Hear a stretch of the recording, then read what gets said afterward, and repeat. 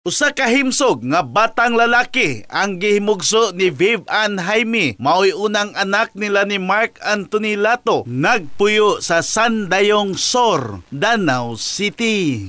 Ang ilang anak nga si Bibi Mabi Grix Jaime nadiskubrihan sa ginikanan nga nagkinahanglan og operasyon tungod kay walay lungag ang iyang lubot. Si Mark Anthony nagtrabaho isip construction worker. Kini ang gikuhaan sa tanan sa ilang panginabuhi. Ilang gisaysay nga naglisod gyud sila sa pagsulbad sa problema tungod sa kadako sa kantidad nga gikinahanglan para sa operasyon. Ang anghel kapin pa lang sa usa ka buwan human gihimugso apan gikinahanglan nga ipaubos sa sunod-sunod nga operasyon. Tungod niini sa ilang pagsalig nga masolusyonan ang problema, hinungdan nga midangop sila sa Brigada News FM Cebu. Ang ginikanan nanuktok og kaluoy sa atong kabrigada. Ang nahipos nga mga ginagmayng tabang, dako na kini og matabang alang sa pagsalbar sa kinabuhi sa usa ka anghel.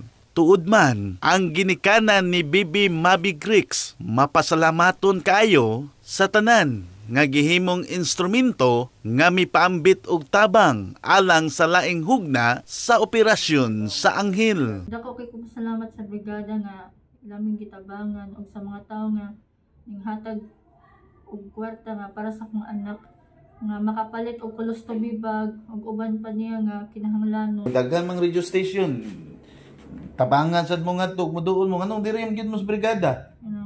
Ni-try na mi sa uban, sir, pero kanang naay daghang kuti munang niaring mi diri sa brigada nga part sa mo ang sure mi nga matabangan. Kabrigada, walay bugat nga dili mugaan, walay problema nga dili masolusyonan, walay kaguol nga dili mo baos ang kalipay. Sa brigadahan, wan tahanan, makabot nato ang panaghiusa sa tinabangay alang sa kalampusan. In the heart of changing lives, ako si Brigada Alan Tangkawan sa 90.7 Brigada News FM Cebu, the Music and News Authority.